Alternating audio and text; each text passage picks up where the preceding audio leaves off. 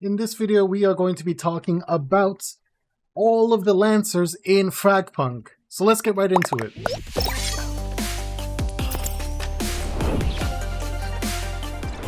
So for the first character that we're going to be talking about, Broker, who is the leader of the FragPunk group. And so his entire thing is he's a maverick, financial genius, a natural-born leader, and a fervent fan of fireworks and explosions. He's basically the leader of the FragPunk team. So what his kit is, he's based around skill damage and vision control and trap placement. His Q ability, Goddard's Vengeance, is a rocket launcher, which if you switch to it, it's much faster, but as you can tell, switching between your primary and your secondary is quick, but switching from your rocket launcher back to your primary secondary is much slower, so keep that in mind. So for Goddard's Vengeance, you get 2 shots, and they deal really good damage, especially if a direct hit, but as you can see, the splash radius is a little small, so keep that in mind.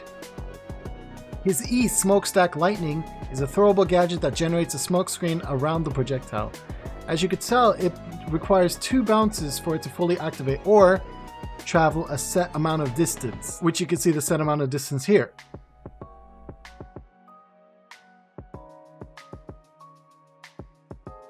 So if you throw it much farther away, it's going to take a little bit for the smoke to activate, and if you place it too close to you, the smoke is not going to stretch out as far. The distance the smoke can spread is pretty large, so keep that in mind. And the final ability, Cherry Bomb, your T ability, is a throwable device that generates several energy bombs on the ground. And the bombs are triggered by the enemy's approach, but they also detonate after a certain delay. And it's basically a very good tool to block off passages, prevent them from entering. These are shootable though, so the enemy can shoot them, and they do pretty moderate damage. So the way I recommend you use this in an offensive play would be to first throw your smoke out and then toss your cherry bombs into the smoke. Because as you can see in the footage in the background, it is pretty difficult to see those cherry bombs in that smoke. So it becomes a very tough engagement for the enemy to fight against you.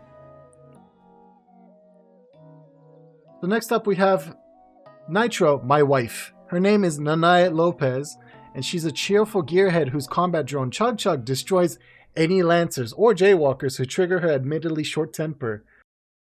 And so here's a quick fun fact about her, just because I really like Nitro. She crafted her first drone out of kitchen appliances and her mom's car at the age of 12. Technically she's still grounded. Ooh, nobody gives a shit! So getting into her kit, Q ability Chug Chug is, of course, the main ability. It deploys a multifunctional tactical combat drone that can be controlled remotely. And it has 2 types of jump. If you tap spacebar, it does a short jump. If you hold spacebar, it does a much bigger jump. It does 20 damage. The bullet has a little bit of travel time as well, but it is really good for, 1, scouting, of course. It's a great scouting tool, and it's a great annoyance tool. So before your team pushes in, if you send Chug Chug in first, their attention is going to be focused on Chug Chug, and your teammates will be able to get a lot of kills. So it's a really good utilization tool. Next up, her E ability, the Wall. It's a wall of shields formed by 3 pieces of cover across a designated location. And you can use it to block off passageways, you can use it to create some extra cover. You can also stack them, as you can see in the footage, and create a complete big wall or make a staircase for yourself as well. And it takes a little bit of shots to actually destroy the barricades, so it's really good for defense and sometimes for offense as well, because it's pretty instantaneous, the wall going up. Nitro's final ability, Mr. Pew Pew, is basically sentry turrets. They fire automatically, so if you set them in a correct location, they're really useful for causing annoyance. They don't do that much damage, but they're really good for, damage over time and just to cause a nuisance. The way I would recommend Nitro is if there's enemies coming at you, put up a wall and then put some turrets behind the wall so that as they jump over the wall, they're going to get blasted by Mr. Pew Pews and you'll have a much easier time taking care of them. Next up, Hollow Point, who is basically the sniper rifle character. Her name is Tatiana Milkevska, and after Eastvale framed her for a botched mission, Tatiana absconded with her prize project, the sniper rifle Meteora. When a pursuit team intent on recovering the weapon confronted her, she emerged victorious. Her entire kit is based around being a tactical sniper. Her Q, Meteora, is the single shot railgun with variable optics. When you're aiming down sight, the weapon charges and detects enemies in the field of view, so it's great for scanning as well. But as you can see, the further away the target is, 10 meters, one shot kill. 20 meters, one shot kill, body shot. 30 meters, no, not anymore. So just keep that in mind. You're gonna have to get those headshots. Her E ability is called smoke screen, but it's basically just a wall. It's a forward moving smoke screen, and enemies caught in the smoke will be revealed. So it's really good for pushing and also for scanning, and it also goes through walls, so it's really useful for that. It's really good for just really aggressive plays, and it's also just a good way to create a good push for your teammates as well. So just use it a lot more. Her T ability, called paparazzi, is a trap that automatically attaches to a nearby enemy and exposes them. And the exposure is pretty long. That's quite big. The gadget can't be destroyed or removed by interaction as well. So that is really cool. What the paparazzi does, when it latches on, they are fully revealed. They have to manually remove it off of themselves to be able to not be scanned forever. Next up, Jaguar. His name is Moacir Gaspar. He's powerful, ruthless, and brilliant. Jaguar hails from Balontox rainforests. A corporate executive, quote-unquote, rescued him from the tapir herd he claims raised him, and he repaid his, quote-unquote, kindness by becoming the most renowned bounty hunter in the shards, one whose favorite targets are the very people who took him from his family. And here's a fun fact. If you ask him to speak tapir, he's a bit rusty, but he still remembers a lot well enough. So, Jaguar's Q ability, Livewire, is an electric trap that deals damage and slows nearby enemies. So it's a really good defensive tool and offensive tool as well. And you also have your E ability, which is called Electric Avenue, which summons an electrical cage around the enemies in front of Jaguar, and it blocks their vision. You can't see them inside, right? So it's like, oh, how is this useful? That's where your T ability comes in. It displays the number of enemies ahead, and it detects enemies who are low on health or affected by Jaguar's skill. And it increases your movement speed, so you can hunt them down. So this character is all about aggressively hunting down people. And if you get caught out, you just press E, lock them in a cage, press T, you see them inside the cage and just blast them. And you can also put in your Q inside of your cage to cause a lot more chaos. Next, we're going to be talking about the brand new character, Chum. And so Chum is wonderful. He's a wonderful robot. His real name is unknown, and his age is 19 with a question mark.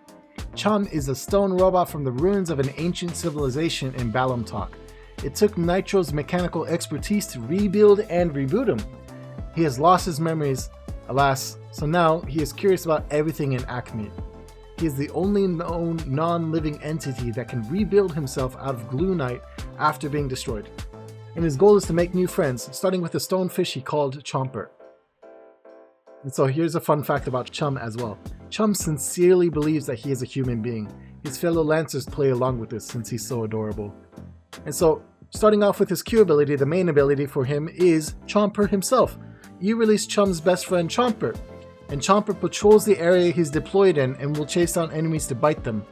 He is destructible, and you can feed him different grenades as well, but we'll get into that. So if you press Q and you just deploy him in a certain area, he'll stay in that area only. So keep that in mind, and we're going to get into the other abilities before we talk about other combinations with Chomper. So next is your E ability, which is called Explosive Bait. You place explosive bait that sticks to walls and explodes when triggered.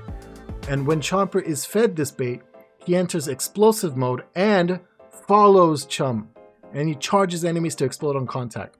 If you only deploy Chomper, he will only stay in that area, but if you feed him the explosive bait, he will follow you around and blow up on somebody. Next, your T is your smoking bait. You throw bait that generates smoke when it hits the ground or collides with a surface. And when Chomper is fed this bait, he enters smoke mode and starts releasing a constant stream of smoke. And if you hold the fire button, as you can see in the footage, you can control Chomper's direction where he is headed. You can also do a complete 180 if you want to as well. So there's a lot of potential strategies with Chum. Trap placements, skill damage, and vision control is very important with Chum. Next up is Corona, who is all about teleportation, area delay, and frontal assault. And so for Corona, his actual name is Chad Boswell. Chad Boswell was once a decorated warrior from the Azir Shard. He thought he'd retired, then his daughter went missing. Now he's geared up again to search for as many shards as he takes to find his daughter. And here's a fun fact about him: no matter how cranky, a gift of rum will make Corona your best friend. So, starting off with his Q ability, it's just called Fast Lane. It's a dash. You dash a short distance, and you can also go vertical and do a vertical dash, but it's a little bit shorter range. His E ability is called Ashes to Ashes, where you throw a fireball that activates a fire zone when hitting the ground. It deals burning damage to the enemies, and while you are in the zone, you have damage reduction and a speed boost while you're within that circle. And then for T, you have the ability Hothead, where after a short charge, you blind all enemies looking directly at Corona himself. So a good play that you can do with him is you prime your T, your Hothead ability, and then you press Q, Fast Lane, and you get inside and time it correctly. They're flashed, you're right in their face, easy kills. Next up we have Circuit, who is Susan Ramsey, and she is called the Conquering Queen, Master of Deserts and Space, the all-powerful demigod. Some say that Circuit worked as an executive director at a consulting firm before the smash-up. Some say that event warped her mind. She denies all of it, claiming to be native to the Kismet shard. And so here's a fun fact about her, just because I like fun facts. Zephyr and Circuit may seem mismatched, but they actually get along quite well. We'll get into Zephyr a little bit later. So, Circuit's Q, station to station, you conceal Circuit and allows her to place a controllable beacon, and within a limited time she can teleport to the beacon's location. Enemies within the beacon's view are displayed as sandstorms, and they can also shoot your beacon as well, so do keep that in mind. It's a really good tool to relocate, but it is destructible. Your E ability, Gold Dust Woman, that is actually the name, I'm not joking, it is called Gold Dust Woman. You release a dust tornado that moves forward slowly, slowing enemies in range. You can also manually stop it as well to, create chaos. And then you also have your T ability called Dilemma. It's a throwable gadget that drags enemies in range towards the center of the point. It lasts a pretty long time as well. So a way that you can play Circuit is you press your E, you throw out your sandstorm, enemies will theoretically try to avoid it, and as they're trying to avoid it, you can move in with station to station, your Q ability, to get either behind them or hide within the sandstorm itself to get a flank. Next up, Pathogen, who is your local healer. Her name is Janine Vauclane. She's 23 and a passionate mycologist focused on the medical application of fungi. Janine's research was brought to a halt by a catastrophic lab accident, and she used the smash-up as an opportunity to pivot into Lancer work, where she promptly restarted her fungal technology research. It's great. She's all about, fungal research and poison. So we're going to start with her Q. So she is the one and only character in the game at launch that can heal. So her Q, Emotional Rescue, is a biomedical device that creates a healing field, restoring health to all allies within the zone. This is the one and only heal ability at launch, so Pathogen is very essential to maintaining team health. Your E, called Shroom Wall, you create a destructible fungus wall on the ground or in a doorway. It's really difficult to break as well, and it's just, a good tool to prevent passageways from being used easily. Your T ability, called Killer Queen, is a throwable trap that can be activated manually, or it is also triggered when an enemy approaches it as well. And lancers within its range will receive damage over time.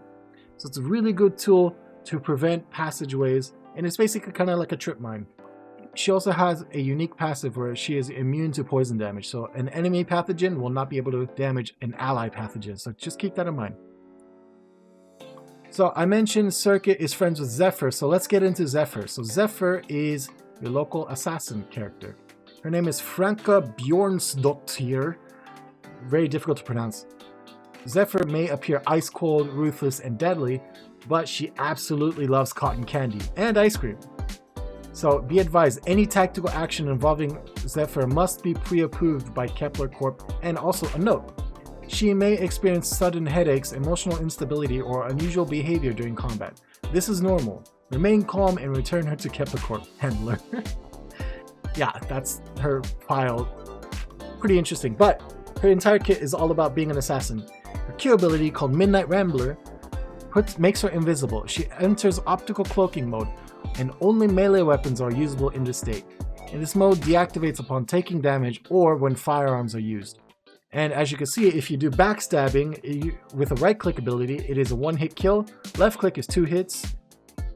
Next up, her E, called Fade Away, you create an area in which Zephyr is fully invisible during her Midnight Rambler Q ability. And her cloaking time is unlimited in this area, but is temporarily disrupted whenever she's attacked. And her final ability, T, called Get Back, first, you deploy a dagger beacon. Second, you reactivate your T ability to teleport to it after a short delay. Using this skill will not interrupt the invisibility of Midnight Rambler as well. So what you could do is you could press T, go on the offense, set up a fadeaway E ability, create a zone where you can fight, press Q, Midnight Rambler, become invisible, go on a rampage. If you need to get out, you could just press T and get back. Get out of there. Zephyr is really good at assassination, really good at area delaying, and really good at teleportation. Really good character. So next we have Spider, who is one of the new characters that they added in the beta. So his name is Mikasa Izumi, 27 years old. He's a former celebrity and male model. He was exposed to Glue Knight on accident. He used to portray superheroes on screen. Now he's a real superhuman. His fans love it. Fun fact, it doesn't matter where you are, it doesn't matter what you do, copyright infringement will earn Izumi's ire and he will make you pay. So don't use Spider for any kind of copyrighted content. We're going to start out with his Q ability, Teleporter. You place 2 teleporters and Spider can recall them remotely as well, and so you can set up teleporters just about anywhere. Now, main takeaway here is the E and the T. So E ability, called Spirited Away. First, you throw a teleportation trap that takes effect after a short delay, and teleporting enemies in range to the location where Spider initially used this skill. So let's say the enemy's on the other side of the wall, you press your E ability, bring them towards you, and just immediately spawn them in front of your face. It's okay, don't worry, you're not gonna die. His T ability, called Spiderweb, you place a disorienting trap. So it's a tiny little spider, and enemies who trigger are briefly blinded and slowed.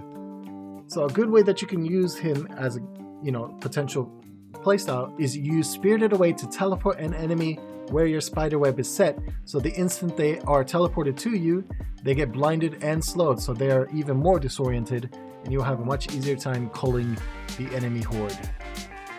Next up we have Kismet, who is named Dao Yan, 22 years old, and she comes from a shard full of magic, and she once rebelled against her family and traditions by leaving home, but world experience gave her gradual understanding. Now she travels the shards, using her Glue Knight abilities to help as many people as she can.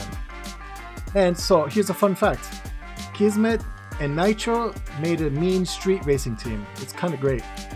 So we're going to start with the Q ability, called Hello Goodbye. You scan all enemies in front and within range of Kismet, exposing them. It's a really good tool, and it also goes through walls. Your E ability, called Misery Angel, is a bomb. You throw a bomb that deals damage to enemies in range, regardless of intervening barricades. So this grenade can go through walls and barricades, which is great. Kismet's T ability, Walk on the Wild Side, you enter Rift Walk mode, becoming invisible and invulnerable, but unable to see other Lancers.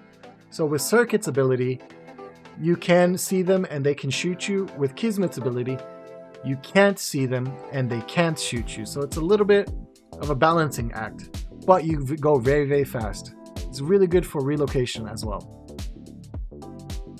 Axon. 朋友是一个坚韧不拔的纪录片，在香港这座城市的摄制，主演钱德勒、罗欧斯、福波斯伊、瑞秋、莫妮卡和一些其他他妈的演员。You know, the pyromaniac explodey boy. His real name is Bill Banks. So one day Bill will make it big in the art world. One day every shard will recognize him for the genius he clearly is. Everyone will love his music. Everyone will love his paintings. Everyone will love his pottery and resin work and street art. Until that day, being a Lancer is his day job. So this man is a maniacal genius, and his Q ability, Electric Guitar, is a very good show of that. It's an electric guitar modified for shooting that deals high damage to close range enemies, pressing the aim key to quickly throw 2 Sticky Fingers bombs as well. Every kill made with the guitar replenishes 2 uses. When activated, Axon can slide. So if you have your guitar, this is the only Lancer in the game that can slide unless you activate a shard card. His E ability, Sticky Fingers, are grenades. You throw bouncing sticky grenades, and you hold down the skill key to keep throwing. The grenade bounces off surfaces until it sticks to an enemy, or detonates automatically when the timer is up. And then Axon's T ability, called Super Freak, when activated, Axon is immune to blinds. Which unfortunately I didn't really get any footage of that, but basically, just if you think about a flash grenade, it's not going to work on you. Last but not least, we have Sonar. Sonar is one of the new characters that they added in the beta as well. Her real name is Skyla Ula Manta. And so she is royalty from Mariana, an aquatic shard. And she was born with extraordinary hearing, making her a creative genius among the court musicians. But when her people faced catastrophe, she was forced to let go of everything she'd known. Her new path is revenge, and she's also a streamer. So if you're a streamer as well, she's also a streamer, so she can relate to you on a spiritual level. So for Sonar's Q ability, called Echolocation, you deploy an echolocation device that periodically reveals surrounding enemies when they move. If they stand still, they won't get removed. But it scans a lot, so it's really good for making sure that you see them all. Sonic Surge, you launch a sonic wave that exposes all enemies it hits. So you first reveal them, and the wave releases a delayed sonic blast that knocks back, dazes, and further exposes them in range as well. So it's really good, and it also goes through walls, so keep this in mind. And so for the T ability, called Sound of Silence, it dampens the footsteps of the player and their surrounding teammates. And it grants immunity to enemy echolocation scans, so keep this in mind. So first, here's how you sound regular footsteps. Here's T. And here's how you sound with the Sound of Silence activated. Really good tool, especially when you only have 1 life. You gotta have movement be something very important for you. And so that's it. Those are all the characters that are coming in the full launch of the game. Like the video, subscribe if you haven't already, and I will see you guys in the next video. Peace!